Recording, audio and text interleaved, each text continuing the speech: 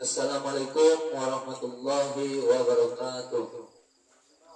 Alhamdulillahirabbil alamin. Assalatu wassalamu ala asrofil anbiya'i wal mursalin wa ala alihi washabihi ajmain.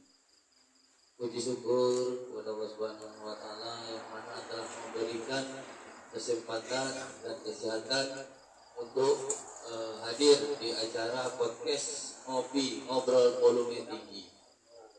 Bersalam kita aturkan kepada junjungan Nabi besar Muhammad sallallahu alaihi wasallam yang lafaz Allahumma sholli ala Muhammad wa ala ali Muhammad. Yang kami hormati Bapak Nopi Wanda yang dipanggil dengan Pak Wanda. Beliau adalah Ketua DPR Kabupaten Rokan Hulu yang hadir pada malam hari ini. Yang kami hormati juga sang finalis Raja Baluta Rambe yang dipanggil dengan Bung Rambe. Yang juga kami hormati para tamu, para undangan yang hadir pada malam hari ini yang mungkin tidak bisa kami sebut satu persatu. Nah, di sini kami selaku pembawa acara terima kasih kepada Pak Wanda yang sudah meluangkan waktunya untuk acara ngobrol volume tinggi. Nah, sebelum kita lanjutkan acara ini, mungkin kami coba serahkan acara ini kepada sang finalis yaitu Bung Raja Baluta Rambe. Mungkin itu aja yang bisa kami sampaikan. Saya tutup dengan Assalamualaikum warahmatullahi wabarakatuh. Oke, terima kasih kepada host. Malam ini sungguh luar biasa bagi manajemen ngopi ngobrol volume tinggi. Kita kedatangan tamu istimewa yang masyarakat dulu pasti tahu dan kenal. Beliau adalah Ketua DPRD Kabupaten Rokan Hulu, Bapak Nopi Wanda Putra. Para pemeriksa dimanapun berada, baik itu di media sosial, YouTube, Facebook, Twitter, serta TikTok. Kali ini manajemen ngobrol volume tinggi yang rutin kita gelar di Ampera Bororobis akan menyajikan diskusi yang cukup spesifik dan cukup unik, yaitu tentang sawit. Sawit ini Rokan Hulu,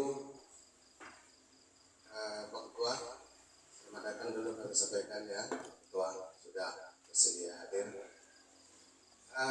Perlu kami sampaikan kepada pemirsa dimanapun berada, sawit ini di Rokan Hulu termasuk yang terluas di Provinsi Riau dan sudah menjadi komoditi yang sangat menjanjikan dan komoditi pokok dalam mata pencaharian masyarakat. Secara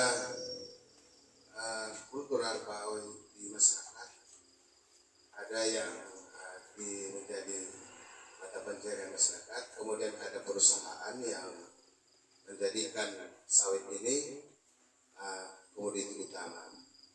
Untuk itu kita akan diskusikan sejauh mana sawit ini berdampak, dan sebagai wakil rakyat yang akan menyampaikan aspirasi-aspirasi keluhan para petani,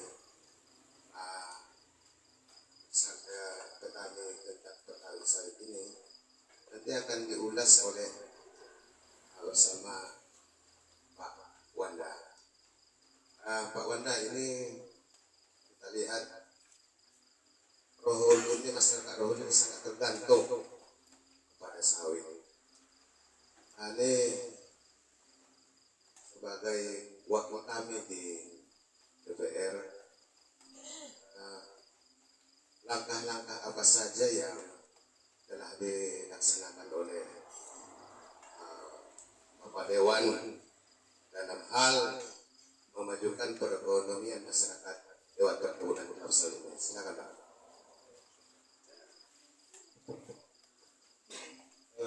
Bismillahirrahmanirrahim. Assalamualaikum warahmatullahi wabarakatuh. Saya mungkin langsung saja pertama mengucapkan terima kasih kepada forum ini yang telah mengajak kegiatan diskusi ini, tentu untuk bertukar pikiran kita, untuk menambah informasi kita baik tentang dunia pendidikan, ekonomi dan seterusnya. Jadi malam ini kami juga diundang untuk berdiskusi, berbicara mengenai kelapa sawit, manfaatnya dan kemudian seperti apa peran-peran pemerintah terhadap kelapa sawit. Sawit ini khusus di Rokan Hulu ini merupakan salah satu perkebunan kelapa sawit terluas di Provinsi Riau. Yang menurut data Dirjen Perkebunan itu di tahun 2021 Rokan Hulu itu memiliki kurang lebih 152.000 luasan 162.000 hektar yang ada di Rokan Hulu. Meskipun dalam pencatatannya di Kabupaten Rokan Hulu sendiri mungkin ada perbedaan lebih banyak yang dicatat oleh pemerintah daerah Kabupaten Rokan Hulu, dan juga ada berbeda dengan Dirjen Bud, juga ada perbedaan di JPS. Di datanya menurut mungkin perkebunan hanya 152.000, tetapi di beberapa instansi lain itu justru lebih banyak, dan faktualnya di lapangan itu justru jauh lebih banyak lagi. Mungkin ada yang perizinan, yang memiliki izin dan yang belum memiliki izin. Sehingga Rokan Hulu itu dinobatkan sebagai kabupaten dengan penghasil atau luasan perkebunan kelapa sawit terbesar di Provinsi Riau, dan Provinsi Riau sebagai provinsi dengan luasan kebun sawit terbesar di Indonesia. Artinya Kabupaten Rokan Hulu adalah kabupaten penghasil luasan kelapa sawit terbesar di Indonesia. Nah, kemudian diskusi kita mungkin sejauh mana manfaatnya dan apa peran-peran pemerintah selama ini untuk perkebunan kelapa sawit, khususnya bagi para petani-petani kelapa sawit.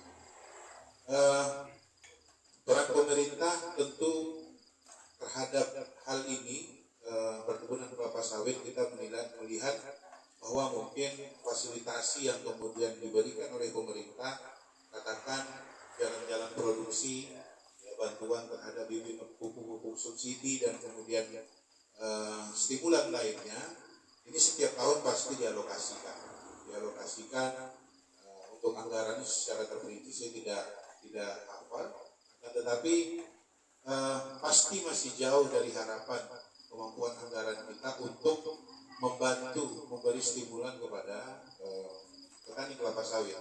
Kenapa? Ya, mungkin ini adalah salah satu faktor persoalan yang ada adalah keterbatasan anggaran. Nah, Rokan Hulu juga dicatat menurut BPS sebagai kabupaten miskin ekstrim yang ada di Provinsi Riau. Nah, ini juga hal unik. Kenapa demikian? Rohul sebagai kabupaten dengan luasan terbesar di Indonesia produk kelapa sawitnya, tetapi justru ditetapkan menurut BPS ini sebagai kabupaten yang termiskin di Provinsi Riau. Nah, hal ini tentu ada benang merah yang harus kita cari dan kita tarik. Kenapa? Sementara dalam fakta lapangannya di data Bapenda Provinsi Riau beberapa waktu lalu kami coba cari informasi, justru untuk BBNKB, PKB atau kendaraan baru, bermotor yang baru itu justru setelah Pekanbaru itu yang tertinggi Kabupaten Rokan Hulu. Artinya kemampuan daya beli masyarakatnya sebenarnya tinggi. Kenapa? Ya, membeli kendaraan bermotor barunya sanggup, tetapi dalam fakta data yang disurvei oleh teman-teman BPS ini kebalikannya. Apa yang terjadi sebenarnya kan begitu? Apakah indikator BPS dalam menilai kabupaten atau daerah miskin ini yang tidak sesuai dengan fakta yang ada atau seperti apa? Nah, tentu faktor anggaran yang kemudian bisa distimulasi kepada para petani. Ya, kita pasti melihat ini cukup kurang. Kenapa? Hasil produk kelapa sawit itu sendiri tidak seluruhnya bisa dinikmati oleh daerah penghasil. Tidak bisa dinikmati oleh daerah penghasil. Yang ada justru efek darinya itu dia terhitung hapus dan wajib mengurus dari awal membayar sesuai dengan luas konsesi yang dia kuasakan. Nah, makanya terhadap regulasi yang mungkin saya berpandangan ini juga pernah saya ungkapkan di dalam beberapa platform media sosial saya, baik di Instagram, kemudian di YouTube dan seterusnya. Memang kerancuan inilah yang membuat ada kerugian bagi daerah-daerah, khususnya bagi daerah dengan komoditi itu, kelapa sawit misalnya. Apa yang didapatkan Rokan Hulu bagi perusahaan yang memperpanjang HGU tidak ada. Sementara mereka mendapatkan perpanjangan kontrak hari ini sudah bisa sampai 30-35 tahun. Kalau dulu 20-25 tahun, sekarang sudah sampai 35 tahun. Lalu Rokan Hulu dapat apa? Itu satu. Makanya dengan komoditi yang terbesar yang kita miliki di Rohul, kita tidak mendapat apa-apa atau tidak mendapat hal yang signifikan untuk membangun atau untuk membantu masyarakat kita. Sementara komoditi ini adalah komoditi terbesar bagi daerah kita. Pajak BPHTB kita sudah tidak dapat. Selama ini misalnya bagi hasil kelapa sawit itu juga tidak kita dapatkan. Sehingga karyawan sendiri Dewan gimana persentase di korporasi kelapa sawit ini? Nah, untuk karyawan beberapa tahun yang lalu kami di DPRD sudah membuat perda inisiatif yaitu tentang tenaga kerja lokal dan ini diinisiasi oleh DPRD Rokan Hulu. Luar biasa. Lalu dengan adanya undang-undang cipta kerja yang membuat peraturan perda-perda di daerah itu banyak yang gugur secara otomatis karena bertentangan dengan aturan yang di atasnya. Dengan demikian perda tentang tenaga kerja lokal itu pun tidak bisa diberlakukan. Padahal di sana kami sudah melakukan kajian bahwa bagaimana masyarakat tempatan khususnya putra-putri Rohul bisa diberikan tempat, saya lupa persentasenya, tapi mayoritas di dalam pengurusan manajemen dan seterusnya di perusahaan. Oke. Terima kasih, luar biasa di perjuangan Pak Dewan ini. Ini pahlawan kita ini, para pemeriksa baik media sosial, TikTok, Facebook dan Twitter lainnya. Ini kita didampingi Ketua SNSI Solidaritas Media Seluruh Indonesia Pak Ramlan. Nah, silakan Pak Ramlan, ada mau ditanya ini tentang masyarakat kendala-kendala sawit di Kabupaten Rohul ini. Jadi gini Pak Ketua, seiring dengan perkembangan hari apa, kalau kita lihat dari hasil tentang sawit ini, kita di Indonesia ini ternama, di Riau ternama Rokan Hulu terluas, di Indonesia Riau terluas. Tetapi kalau dibandingkan dengan jumlah masyarakat yang tadi dalam data BPJS dan termasuk yang termiskin, dan tadi kenapa begitu kita sudah mendapat pemaparan tadi. Namun di samping itu ada juga yang perlu kami tanyakan kepada artinya penjelasan dari Pak DPRD. Sudahkah tadi tenaga kerja yang hasil inisiasi Dewan itu gugur dikarenakan munculnya undang-undang cipta kerja? Apakah inisiasi yang lain bisa ditempuh? Sebagai contoh, armada hutan buah kelapa sawit, mayoritas kita lihat itu luar Riau. Armada. Apakah ini bisa dibuatlah satu aturan bahwa perusahaan-perusahaan yang ada di daerah Kabupaten Rokan Hulu ini memangnya armada dengan nobol Riau? Nah ini yang perlu kami minta penjelasan.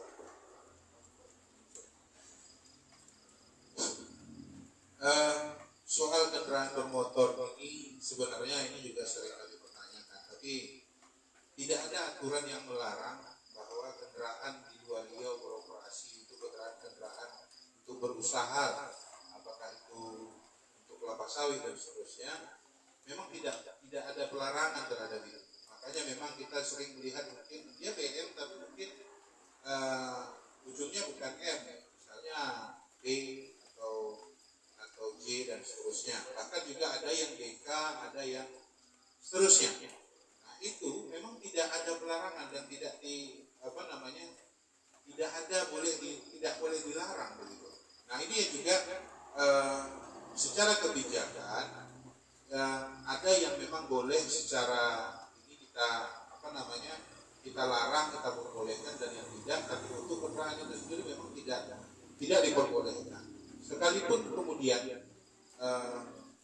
demikian diberlakukan misalnya demikian, apakah di Rohul mampu menyediakan kebutuhan itu juga kita kan belum bisa jamin itu dalam konteks usaha dan atau bisnis. Ya memang negara ada sekat-sekat, ada yang boleh dan ada yang tidak intervensi terhadap hal itu. Nah apalagi kita di daerah kan ada punya aturan yang lebih tinggi seperti peraturan pemerintah, ada seperti undang-undang dan seterusnya.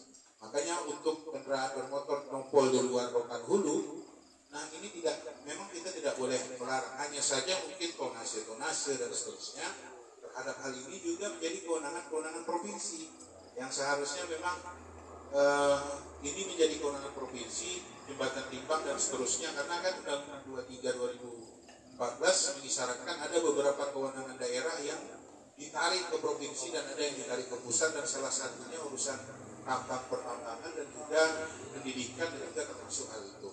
Nah, keinginan kita memang kita ingin menjadi daerah yang mandiri benar, tetapi kan memang ada kendala-kendala regulasi yang membolehkan dan yang tidak. Seperti contoh tadi, kita sudah memiliki niat yang baik untuk bagaimana memberdayakan para fresh graduate selesai kuliah menjadi fresh graduate, menjadi mahasiswa dengan sarjana, dan kemudian kita dorong untuk masuk di perusahaan-perusahaan baik di kelapa sawit atau perusahaan yang lainnya. Lalu diaturlah dengan sebuah perda, dengan adanya omnibus law, undang-undang tentang cipta kerja ini juga sudah tidak bisa diperlakukan. Nah itu dia kendala-kendala kita, termasuk persoalan-persoalan yang lainnya. Undang-undang 1 tentang AKPD ini menjadi angin segar bagi daerah. Kenapa? Ada keran terhadap bagi hasil dari dana. Apa yang kita hasilkan di daerah kita dibagi hasilkan ke daerah kita kembali. Nah ini ada yang bisa dijadikan peluang dan ada yang memang tidak bisa kita hambat, itu ya. Oke, Pak Ketua, Rohul ini selain perkebunan sawit, kan ada juga industri sawit. Industri sawit ini kita melihat di Rohul itu ada minyak goreng khas Rohul gitu. Ada nggak himbauan atau ajakan kepada perusahaan yang sudah dilakukan upaya oleh sebagai wakil rakyat kami di DPR? Kira-kira udah pernah nggak Pak? Hilirisasi maksudnya. Ya, betul. Nah, dulu seingat saya sebelum saya menjadi dewan periode pertama pun sudah banyak yang ingin membuat pabrik bukannya sawit, karet dan seterusnya. Tetapi lagi-lagi kan yang namanya investasi itu orang ingin menanamkan uangnya tentu dengan iklim ekonomi yang baik, yang bagus, yang punya dia akan memiliki profit yang secara berkelanjutan ini meningkat. Nah kita tidak tahu sampai hari ini kenapa, apa yang menyebabkan orang masuk ke Rohul itu hanya untuk berinvestasi PKS kelapa sawit saja, hilirisasi tidak ada. Ini tentu harus dipertanyakan kenapa dengan pengusaha-pengusaha itu.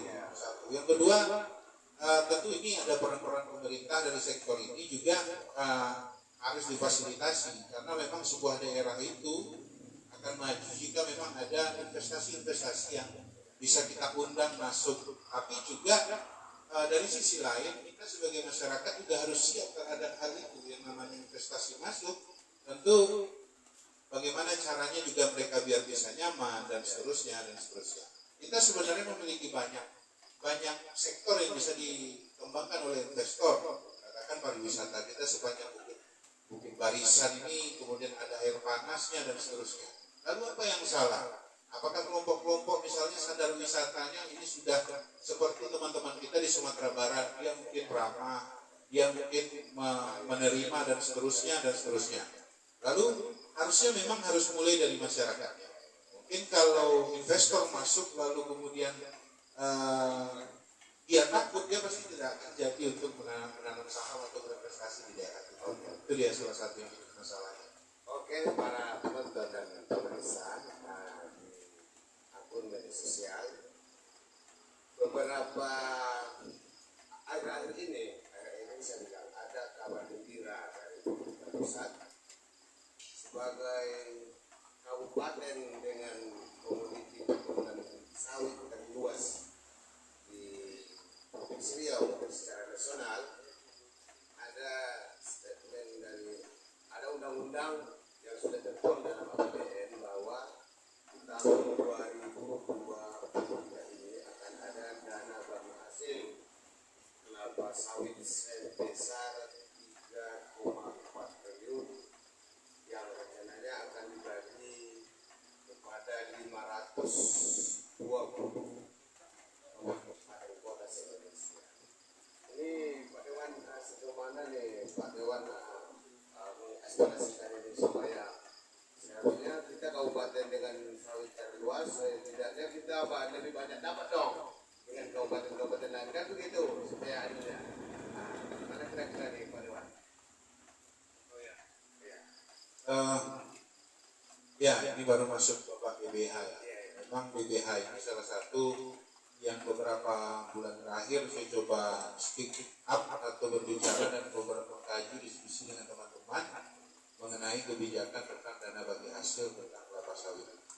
Jadi kita mulai dari konsepsi konsepsi otonomi daerah dulu.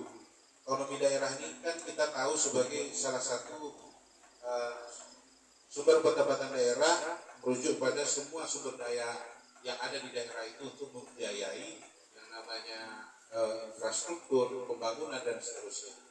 Lalu tentang otonomi daerah ini di dalam undang-undang dasar juga diatur tentang bagaimana peran negara itu untuk secara adil membagi baik itu sumber daya alam dan seterusnya kepada daerah-daerah yang menjadi tumpuan atau sumber daya yang dikeruk kemudian seharusnya bisa membantu daerah tersebut untuk bangkit secara perekonomian dan seterusnya. Nah makanya konsepsi DBH dana bagi hasil ini adalah salah satu upaya untuk menguatkan atau penguatan dari otonomi daerah itu sendiri. Nah kita mungkin sebelum reformasi dulu ingat bahwa DBH kita untuk minyak bumi itu persentasenya hanya 5%. Ini sebelum reformasi. Lalu perjuangan pasca reformasi itu naiklah dia kurang lebih di angka 15,5%. Nah ini yang kemudian ada rumusan pembagian bagi daerah penghasil, provinsi dan daerah tetangga daerah penghasil. Nah Undang-Undang 1 2022 tentang hubungan keuangan daerah dan pusat itu menjadi angin segar bagi daerah penghasil komoditi kelapa sawit. Kenapa demikian? Dengan adanya Undang-Undang 1 itu sebagai kerat di sana ada dibunyikan DBH itu DBH lainnya itu yang bisa diidentifikasi kelapa sawit adalah salah satu yang bisa dibagi hasilkan kepada daerahnya. Lalu dengan demikian perjuangan panjang teman-teman di provinsi, gubernur dan kemudian DPD RI, DPR RI sampai kementerian dan juga Pak Presiden, tentu kebijakan ini dikaji, ya, maksudnya dikaji Undang-Undang 1 2022 tentang DBH kelapa sawit ini. Kita berterima kasih kepada pemerintah pusat dengan hal ini. Ya, bukan tidak hanya saja di dalam nomenklatur ataupun di dalam undang-undang tersebut tidak disebutkan secara eksplisit dana bagi hasil kelapa sawit dengan jumlah persentase. Berbeda dengan DBH gas bumi, DBH minyak dan seterusnya, ini justru disebut secara gamblang nama bagi hasilnya apa produknya. Nah, kelapa sawit tidak. Tetapi sudah dikaji masuk ke dalam kategori DBH lainnya ini kita sudah sangat bersyukur. Hanya saja catatan kami adalah tentang DBH kelapa sawit ini di dalam RPP tentang DBH kelapa sawit, perkebunan kelapa sawit ini hanya diberikan minimal 4%, itu isi di dalam RPP, rancangan peraturan pemerintah. Nah makanya dalam masa penyusunan ini belum ditetapkan sebagai peraturan pemerintah, saya melihat ruang-ruang ini harus diisi. Ruang ini diisi untuk apa? Untuk kita coba mendiskusikan dan mengusulkan. Misalnya terhadap angka 4%, kenapa hanya 4% dari biaya ekspor dan biaya keluar BE dan BK yang ditetapkan di dalam PP itu? BE BK itu adalah termasuk seluruh produk turunan kelapa sawit yang kemudian ini pajaknya dihitung menjadi alokasi pajak negara, penerimaan negara, lalu kemudian dibagi hasilkan 4% kepada, saya lupa 150-an daerah kalau saya tidak salah, 150-an 500 dengan tetangga mungkin, dengan daerah tetangga. Jadi kalau Rohul dapat, tetangganya ini dapat kecipratan, hanya 20%. Misalnya kabupaten sebelah kiri, sebelah kanan dan seterusnya itu menurut RPP itu diberikan 20%. Provinsi mendapatkan 20%. Dan daerah penghasil sendiri mendapatkan 60%. Nah, jumlah 60-20-20 ini dari 4% penerimaan negara dari sektor itu sendiri. Jadi ini yang mungkin saya bawa ke ruang publik, khususnya kepada kita semua masyarakat yang kita tahu komoditi kelapa sawit sebagai komoditi terbesar di Indonesia ini 19,9% dari total kelapa sawit yang ada di Indonesia itu ada di Provinsi Riau, 2,86 juta, dan itu yang tercatat di Dirjen Perkebunan. Itu yang mungkin yang memiliki izin, tapi yang belum memiliki izin ini juga kita tidak pernah bicarakan. Contoh, menurut data pemerintah daerah beberapa waktu yang lalu kami panggil Dinas Perkebunan, kita memiliki data menurut BPS katanya 260-an ribu luasan kelapa sawit. Tapi menurut pemerintah daerah itu justru hampir 500 ribu lebih. 500 ribuan yang kemudian ini kalau menurut Dinas Perkebunan 500 ribu lebih, artinya ada 2 kali lipat. Jika dihitung 267 dihitung sebagai indikator perhitungan pemerintah pusat untuk menghitung berapa jatah bagi hasil rohul.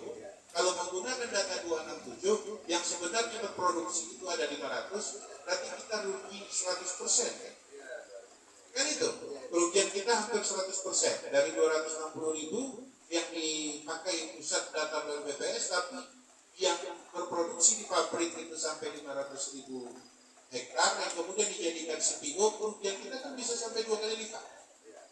Nah inilah makanya kami coba bawa ke ruang publik menjadi diskusi-diskusi kita, apakah adil ini kebijakan yang kemudian dibuat ini bagi kita. Yang namanya proses penyusunan ini sebelum ditetapkan sah-sah saja mungkin kita untuk berdiskusi tentang hal ini.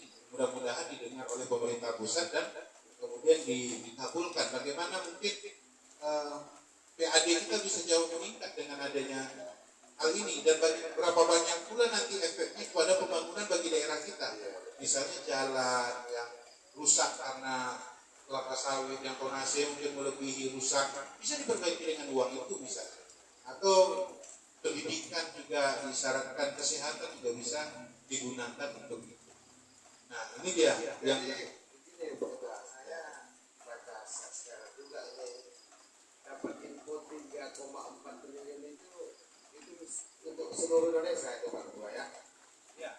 Seluruh Indonesia. Jadi mekanisme pembagiannya itu sudah disampaikan ke DPR belum Pak Ketua? Karena kita kan kalau sampai 180 juta, nah bagaimana ini mekanisme pembagiannya itu Pak Ketua? Jadi formulasi pembagian ini di RPP itu sudah dijelaskan. Sebenarnya dengan demikian kondisi 3,4 triliun itu saya juga itu adalah dari sumber penerimaan negara dari sektor kelapa sawit ini, CPO. CPO maka dihitung oleh pemerintah pusat ada kurang lebih 3,4 triliun. 3,4 triliun ini lalu dibagi hasilkan tadi 60, 20, 20. 60 per daerah penghasil, 20 provinsi, 20 daerah tetangga. Dengan demikian, dari 3,4 triliun itu, untuk daerah penghasil itu hanya 2,4%. Hanya 2,4%. daerah penghasilnya. Lalu untuk provinsi itu sebesar 0,8%, dan untuk pemerintah tetangga itu 0,8%. Nah, tadi abang sempat bilang bahwa perhitungan tersebut akan diterapkan batas minimum alokasi per daerah untuk 2023 yaitu sebesar 1 miliar per daerah. Saya dapat info itu gitu. Nah, makanya memang konsepsi keadilan bagi hasil itu kan itu dibuktikan dengan penuangan angka ini sebenarnya. Adil itu mengukurnya dari mana? Apakah adil itu sama? Ini satu, ini satu, ini satu, ini satu. Sementara ini lebih banyak berkontribusi, ini tidak, lebih banyak, ini lebih banyak misalnya. Artinya makna keadilan itu seyogianya kalau menurut pemahaman kami adalah proporsional. Proporsional bahwa potensi daerahnya berapa dibagi hasilkan berapa. Satu. Yang kedua yang saya kritisi dan minta didengar oleh pemerintah pusat itu adalah jumlah minimal 4%. Jadi dari total penerimaan negara dari DI dan DK-nya itu hanya diberikan 4% kepada daerah, baik itu tetangga, penghasil, dan provinsi. Kenapa tidak misalnya samakan saja dengan gas bumi atau minyak bumi? Itu 15,5%, kalau gas bumi itu 30,5% kalau saya tidak salah. Kenapa begitu? Minimalnya 4. Jadi kalau minimalnya 4, ya kalau ada yang ikut sedikit ya mungkin hanya ditambah 4,5%, kan bisa saja. Tapi konsepsi keadilan itu yang saya coba ingin beri kepada pemerintah pusat, ditambah lagi masa iya cuma hanya 1 miliar, itu kan tidak mungkin. Kalau dalam hitungan terakhir itu puluhan miliar harusnya masuk ke kita. Tapi kalau dengan indikator yang digunakan perusahaan tadi itu, ini saya berikan simulasi begini. Luasan lahan Rohul 267.000 hektar itu menurut BPS. ATR BPN nanti beda lagi, dan Dirjen pun beda lagi. Menurut pemerintah daerah Kabupaten Paduku, datanya mungkin di data yang berizin dan non perizinan, artinya yang tidak punya izin mandiri totalnya 500.000 lebih. Lalu kenapa indikator yang kita gunakan yang 267 misalnya begitu? Sementara yang 250 lainnya itu kan juga dijual, jadi CPO, pajaknya ditarik oleh pusat. Kan hanya yang 267.000 hektar. Tapi yang 500.000 hektar ini mereka jual ke pabrik olah jadi CPO diekspor, pajak CPO nya ditarik oleh pemerintah pusat. Lalu ini jatahnya siapa yang 250.000 hektar ini? Nah, ini dia makanya kenapa kami berulang kali menyampaikan ini agar mungkin didengar, ditambah persentasenya sehingga ini bisa membantu meningkatkan pendapatan daerah kita. Upaya kami sudah banyak. Kami sudah memanggil pemerintah daerah, kemudian meminta dalam jangka waktu sekian waktu untuk membuat indikator-indikator. Kemarin disampaikan luasan lahan, produktivitas lahan, perizinan pajak yang oleh perusahaan sekarang yang tidak dilaporkan, dan seterusnya. Ada banyak indikator agar ini bisa disalurkan kepada daerah penghasil. Informasinya bulan Juli ini jaga. Bulan Juli. Kabarnya saya tidak tahu apakah sampai hari ini kami belum tahu itu karena PT-nya saja belum siap. Belum fix bagaimana bisa tersalur, peraturan pemerintahnya belum siap. Tapi saya yakin ini Pak Ketua, kalau Ketua bisa kunjungan kerja Kementerian Keuangan atau Kementerian bisa lalu. Kementerian Keuangan pun kami sudah pernah panggil. Jadi karena memang berkunjung ke Kementerian Keuangan dengan orang yang cukup banyak itu mereka tidak bisa terima. Lalu saya coba akali difasilitasi melalui bimbingan teknis DPRD, kami mengundang orang Kementerian Keuangan terhadap hal itu. Di sana ya beliau menjelaskan konsepsi terhadap hal ini dan menyampaikan semua tentang RPP, rancangan peraturan pemerintah tentang DBH kelapa sawit ini. Lalu tentu kami menyampaikan harapan-harapan kami. Ya sampai mungkin yang bukan menjadi kewenangan dia tidak bisa menjawab. Apalagi terhadap yang 4%, itu bukan dia yang putuskan, tentu pimpinan dia dengan beberapa stakeholder yang lain. Dia tidak bisa sanggup menjawab untuk yang itu, tapi beliau menjelaskan tentang apa yang kita diskusikan hari ini tentang rancangan peraturan pemerintah dan undang-undang 1 2022. Artinya memang butuh dorongan yang lebih besar sebenarnya, baik itu dari bupati, dari DPRD provinsi, dari gubernur yang mungkin memiliki komoditi kelapa sawit ini untuk bersuara ke kementerian. Dipertimbangkan untuk angkanya jangan 4% lah, mungkin minimal 15%. Jadi minimalnya itu sudah pasti kita dapatkan yang 15. Kalaupun mau bertambah dia menjadi 20, 25. Kalau ini 4, bertambahnya cuma minimal 4%. Berarti kan naiknya kita juga tidak, ya, angka minimal. Tahulah permainan angka seperti itu. Kita juga berharapnya pemerintah pusat tetapkan ini bisa lebih tinggi lagi untuk bagi saudara. Oke, terima kasih Pak Ketua. Para penonton dan pemeriksaan di mana kita berada, baik itu dari media sosial Facebook, YouTube, dan TikTok, serta media sosial lainnya. Ini luar biasa sekali Pak Ketua DPR Kabupaten Hulu yang benar-benar bertujuan dan berkomitmen terus untuk pembangunan Kabupaten Hulu melalui komoditi sawit. Kata Pak Ketua yang menjadi catatan bagi kami itu, adil itu tidak sama rata, proporsional. Kalau kita capek ya banyak, kita seharusnya lebih banyak dong kita dapatnya itu, Mas ya.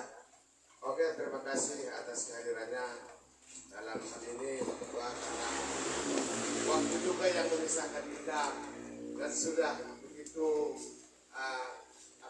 panjang lebar mengulas tentang tentang sawit ini dan DBH ini. Mudah-mudahan teruslah berjuang. Kami yakin Pak Ketua dengan perjuangan ini sangat luar biasa, dan ini patut dipertahankan ini sebagai pemimpin yang luar biasa bagi masyarakat Kabupaten Hulu. Ya, oke, para pemirsa dan penonton dimanapun Anda berada, kami ingin Pak Ketua sedikit closing statement dari Pak Ketua tentang apa kebijakan strategis dari pemerintah sehingga saat itu dapat oleh masyarakat. Closing statement ini saya coba ambil konklusinya atau kesimpulannya. Simpulnya lah, ada beberapa catatan kami. Yang pertama itu adalah mengenai formula perhitungan DBH tadi. Perkebunan kelapa sawit ini begitu kecil persentasenya jika dibandingkan dengan DBH migas dan DBH yang lainnya, yang ini di angka 15,5% dan 30%. Kenapa ini tidak juga diberlakukan bagi DBH kelapa sawit yang ini mungkin berkenaan dengan Kabupaten Hulu. Kemudian yang kedua adalah jika diperhatikan dengan sesama Undang-Undang 1 tahun 2022 ini, penetapan persentase DBH perkebunan kelapa sawit tidak dicantumkan, tadi saya sampaikan, tidak dicantumkan di dalam sebagai bagian dari DBH sumber daya alam seperti mineral atau batu bara, minyak bumi dan gas bumi. Nah, ini agar memperkuat dari posisi DBH sawit ini yang diatur, tidak masuk ke dalam DBH lainnya, tapi dia memang berdiri sendiri. Karena ini juga menjadi pemasukan bagi negara, ratusan triliun juga, puluhan triliun misalnya. Tapi kenapa tidak dicantumkan? Nanti ini mungkin ke depan, karena hari ini Undang-Undang 1 HKBD ini baru membuat DBH lainnya dan itu masuk teridentifikasi lah kelapa sawit. Tapi ke depan kami ingin seperti DBH sawit dan DBH migas ini, minyak bumi dan gas bumi ini dicantumkan DBH sawit itu sebagai penerima negara dengan persentase juga minimal 15% atau 20%. Ini baru secara serius rasanya bagi hasil ini dirasakan bagi daerah kita. Kemudian berikutnya pertimbangan dalam yang ketiga, pengalokasian DBH perkebunan kelapa sawit ini masih tingginya angka kemiskinan di Rokan Hulu. Jadi kenapa kita harus memperjuangkan ini? Kita hidup di lumbung komoditi yang katanya seluruh produk turunannya ini memiliki angka dan nilai. Tetapi bagi hasilnya bagi kita ini justru masih kita bukan selama ini belum ada bagi hasil, tidak bisa kita nikmati produk yang kita petani kita hasilkan.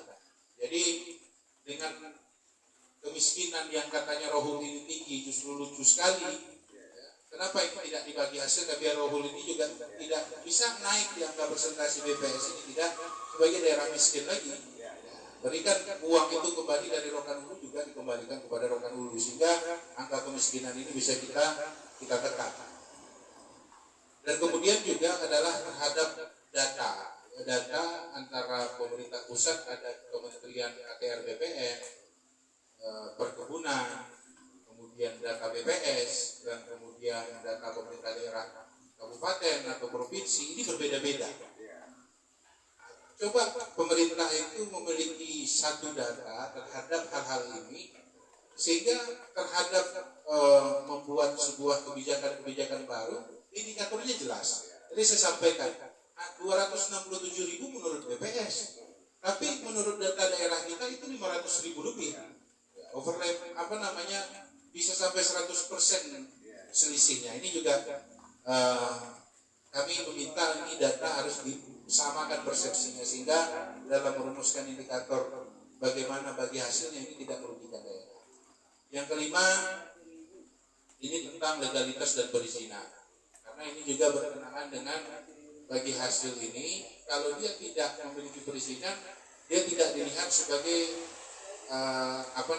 yang akan ditarik pajaknya. Ini kan juga keliru.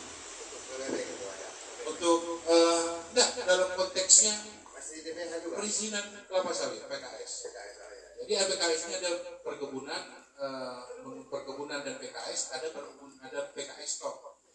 Jadi kami berharap konsesi perusahaan yang hari ini sedang mengalami transisi pengurusan perpanjangan HGU dan perusahaan yang menguasai ratusan perorangan yang menguasai ratusan hektar, ribuan hektar, ayo pemerintah daerah ini kejar ini kopi di daerah ini yang punya kebun sawit ada 500 hektar, 1000 hektar, urus perizinannya, HGU-nya, sehingga ini juga bisa ada feedback kepada daerah kita. Tapi kalau satu orang untuk menghindari dari penguasaan sawit itu dibuat orang A, B, C, D, E, F, G, yang penting dia tidak terrecord sebagai pemilik lahan itu, lalu tidak perlu mengurus HGU karena HGU minimal 25 hektar ke atas kan.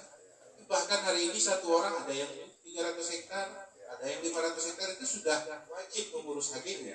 Nah kalau ini masuk ke data pemerintah daerah, ini juga ada feedback kepada pemerintah daerah. Begitu juga terhadap HGU tadi, yang hari ini juga sedang heboh ribut, hak guna usaha perpanjangannya, jangan lagi mungkin untuk diri hak-hak rakyat, hak masyarakat kita. Yang hari ini juga sudah mereka sudah paham terhadap konsepsi-konsepsi yang dibuat selama ini, pola pikir dan lain-lain dengan tujuan kesejahteraan rakyat, mungkin kurang dirasakan bisa menyejahterakan mereka. Ya silahkan saja lahan kalau memang. Jadi HGU ini ya tidak mesti seluruh lahan HGU itu diperpanjang kepada perusahaan itu juga. Tidak mesti, karena dia kan lahan negara yang dihak guna usahakan untuk menyejahterakan rakyat kita juga kan itu 20%. Misalnya mereka minta perpanjang 10.000, ya kita kasih 7.000, 3.000 dibuat koperasi dibagikan ke masyarakat kan bisa. Tidak mesti 10.000 hari ini mereka kuasai, besok minta 10.000 lagi kan tak mesti. Karena tujuannya dulu pola pikir di zaman Pak Soeharto juga kita ingat adalah salah satu untuk memberikan kesejahteraan bagi masyarakat. Makanya Rohul jadi lumbung kelapa sawit, akan tetapi tidak dirasakan kesejahteraannya dari hasil kelapa sawit, sumber daya alam yang dikeruk dan seterusnya. Jadi itu kesimpulan dari saya 5 hal ini untuk bahan kita renungkan bersama dan kita diskusikan. Mudah-mudahan ini bisa meningkatkan pendapatan asli daerah kita sehingga daerah kita bisa mengalokasikan pembangunan untuk yang bermanfaat bagi masyarakat kita, khususnya infrastruktur dari sektor pendukung terhadap kelapa sawit komoditi terbesar. Mungkin itu saja, terima kasih. Oke, luar biasa. Closing statement sudah disampaikan oleh Pak Ketua, dan saya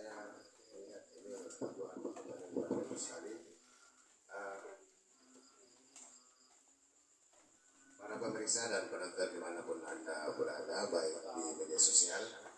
Diskusi kita pada malam hari ini